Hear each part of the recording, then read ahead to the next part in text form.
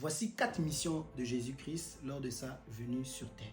Première mission, Jésus est venu pour sauver les pécheurs. Lisons ce passage dans 1 Timothée 1, le verset 15. Paul va dire, c'est une parole certaine et entièrement digne d'être reçue que Jésus-Christ est venu dans le monde pour sauver les pécheurs dont je suis le premier. C'est-à-dire que Paul nous dit clairement que c'est une parole certaine et digne d'être reçue. Donc toi qui m'écoutes, sache que cette parole est certaine. Quand on dit certaine, c'est-à-dire que c'est tellement vrai et c'est digne d'être reçu. C'est-à-dire que c'est digne que tu crois en cela, que Jésus est véritablement venu pour les péchés. Vous voyez, il dit c'est une parole certaine et entièrement digne d'être reçue, que Jésus-Christ est venu dans le monde pour sauver les pécheurs. Jésus est véritablement venu sauver les pécheurs. Donc, si tu veux que Jésus ait un impact dans ta vie, il faut que tu reconnaisses déjà que tu es pécheur. Il faut que tu le reconnaisses. Deuxième vérité, Jésus est venu pour sauver ceux qui étaient perdus. Waouh! Lisons Luc 19, le verset 10. La Bible dit, car le Fils de l'homme est venu chercher et sauver ceux qui étaient perdus. Waouh! Jésus est venu pour quelque chose. Il est venu chercher et sauver. Donc d'abord chercher et sauver. Jésus te cherche, toi qui es perdu. Tu es perdu comment? Tu es perdu peut-être dans la drogue, dans l'alcool. Tu es perdu peut-être dans les hommes, dans les femmes. Les hommes à chaque fois te déçoivent. Voilà, tu pars, tu donnes, voilà, tes sentiments, tu donnes ton temps à un homme, il te déçoit. À chaque fois, tu es perdu. Les hommes, pareil, tu veux en fait d'une femme, mais tu n'arrives pas. Tu vois qu'aujourd'hui c'est elle, demain c'est elle, après c'est elle. Tu ne t'en sors pas. Dans tes études, tu vois que tu as du mal, tu cherches une boussole, tu cherches mais quelle étude je dois faire, qu'est-ce que je dois faire de ma vie, voilà, comment je dois organiser ma vie, ça ne va pas dans ma vie, ça dit que tu es perdu dans ce monde. La Bible dit que Jésus est venu dans ce monde pour chercher, vous voyez un peu, et sauver ceux qui étaient perdus. Si tu te reconnais perdu, si tu sens que dans ta vie, il y a des choses que tu veux, que tu cherches à savoir, pourquoi cela m'arrive, pourquoi cela m'est arrivé, qu'est-ce que je dois maintenant faire, qu'est-ce que je dois faire dans le futur, comment je dois faire, tu vois, tu es perdu et Jésus est venu pour toi aussi. Waouh! Troisième chose que nous devons savoir, Jésus est venu pour que nous soyons enfants de Dieu, pour faire de nous des enfants de Dieu. Waouh! Vous savez, vous avez certainement un père. Toi qui me regardes, tu as certainement eu un père ou tu as certainement un père. Vous voyez, un père est censé, en tout cas pour ce qui est d'un bon père, même selon les hommes, est censé prendre soin de toi, est censé te guider, est censé être comme un modèle pour toi. Un père, humainement parlant, un bon père ne voudra jamais de ton mal. Au contraire, il voudra toujours de ton bien et il fera toujours tout ce qui est dans le bon sens. Pas dans ton sens, mais dans le bon sens. Vu qu'il a l'expérience de la vie, vous voyez, donc il va tout faire pour te guider selon l'expérience qu'il a. Il va tout faire pour t'éviter les mauvais chemins. C'est ça un père. Maintenant, imaginez-vous le véritable Père. Dieu lui-même est votre Père. Imaginez-vous que Dieu maintenant prenne soin de vous. Que Dieu maintenant prenne soin de guider votre vie. Votre Père est limité. Il ne connaît pas toute la vie. Votre Père dans la chair. Vous voyez, celui qui vous a mis au monde. Il ne connaît pas toute la vie. Il n'a pas toute l'expérience. Il peut se tromper. D'ailleurs, lui-même, il s'est déjà trompé dans sa vie. Mais on vous dit que vous serez maintenant l'enfant de celui qui ne s'est jamais trompé. Vous serez maintenant l'enfant de celui à qui appartient l'or et l'argent. Vous serez maintenant l'enfant de celui qui voit tout avant même que les choses n'arrivent. Vous serez maintenant l'enfant de celui qui est le médecin par excellence. Vous serez maintenant l'enfant de celui qui tient le monde entre ses mains. Waouh! Et Jésus est venu pour que nous soyons enfants de Dieu. Lisons ce passage, lisons. Galates 4, le verset 4, verset 5. Mais lorsque les temps ont été accomplis, Dieu a envoyé son Fils, né d'une femme, né sous la loi, afin qu'il rachetât ceux qui étaient sous la loi, afin que nous reçussions l'adoption. Waouh! Dieu a envoyé son Fils pour nous racheter de là où on était. Mais c'est quoi le but? Afin que nous recevons l'adoption. Waouh! Dieu a voulu que nous adopter comme ses enfants.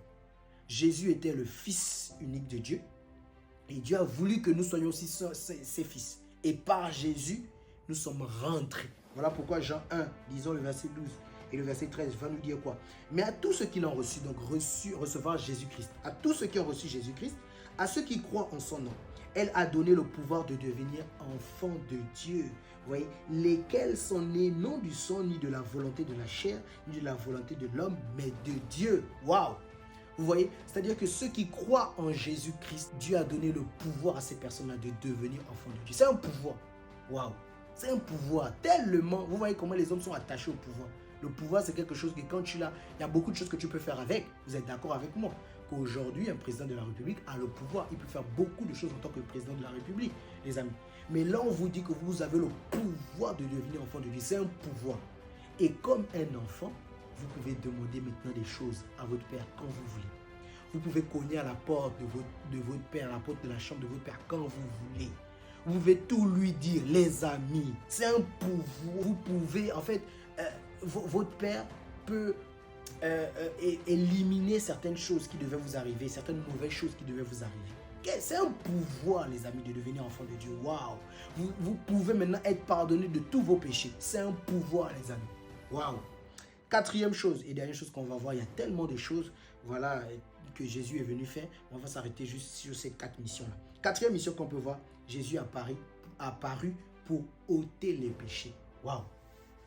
Il y a certainement quelqu'un qui me regarde aujourd'hui qui est addict d'un péché. C'est-à-dire que tu n'arrives pas de toi-même à arrêter. Toi-même, tu te dis souvent que je veux arrêter, mais je n'arrive pas. Toi-même, tu reconnais que tu n'arrives pas. Waouh! La Bible dit que Jésus est venu pour ôter les péchés. Lisons ce passage. 1 Jean, le verset 3. 1 Jean, le chapitre 3, le verset 5. Or, vous le savez, Jésus apparut pour ôter les péchés. Et il n'y a point en lui de péché. Waouh! Jésus apparut pour ôter les péchés, les amis. Et il n'y a aucun péché en lui. En fait, celui qui peut ôter le péché, celui qui peut vaincre le péché, c'est celui lui-même qui n'a jamais péché. Vous voyez? Parce qu'il nous a prouvé qu'il a la force, il domine sur le péché. Vous voyez? Donc celui-là, il a la capacité de ôter le péché, de vaincre totalement le péché. Et c'est ce que Jésus est venu faire, les amis. Waouh! Jésus est vraiment... Et vous savez que c'est le péché qui met la séparation entre Dieu et nous, les amis. Jésus est venu enlever ce qui met la séparation entre Dieu et nous. Waouh! Je prends un deuxième témoin, Jean 1, le verset 29, que certains le connaissent. Le lendemain, il vit Jésus venant à lui, donc Jean-Baptiste, et il dit, voici l'agneau de Dieu qui ôte le péché du monde. Voilà. Donc Jean-Baptiste nous dit que Jésus, c'est l'agneau de Dieu qui ôte le péché dans ce monde. C'est-à-dire que dans ce monde-là, voilà, si tu veux que le péché soit ôté de ta vie, il faut venir à Jésus-Christ. C'est Jésus qui peut faire ça. Là, il n'y a pas un autre moyen. Il n'y a pas une autre soi-disant religion. Non, c'est pas même Jésus, même c'est pas une religion. Donc Jésus-Christ, c'est une personne. C'est lui qui peut ôter. Là, je ne parle pas d'une religion, quelconque qu'elle soit. Je parle de la personne de Jésus. C'est lui qui peut ôter le péché dans ce monde. Je conclus avec un passage. Luc 4, verset 18. En conclusion, qu'est-ce que Jésus est venu faire? Il y a beaucoup d'autres choses. Mais concluons avec ce passage. Luc 4, le verset 18. Jésus va dire, l'Esprit du Seigneur est sur moi parce qu'il m'a oint pour annoncer une bonne nouvelle aux pauvres. Il m'a envoyé pour guérir ceux qui ont le cœur brisé, pour proclamer aux captifs la délivrance et aux aveugles le recouvrement de la vue, pour renvoyer libres les opprimés. Waouh! Jésus est venu renvoyer libres les opprimés, les amis. Jésus est venu pour apporter une bonne nouvelle aux pauvres. Il est venu vers les pauvres. Vous voyez? Jésus est venu pour guérir ceux qui ont le cœur brisé. Waouh, waouh, waouh, waouh!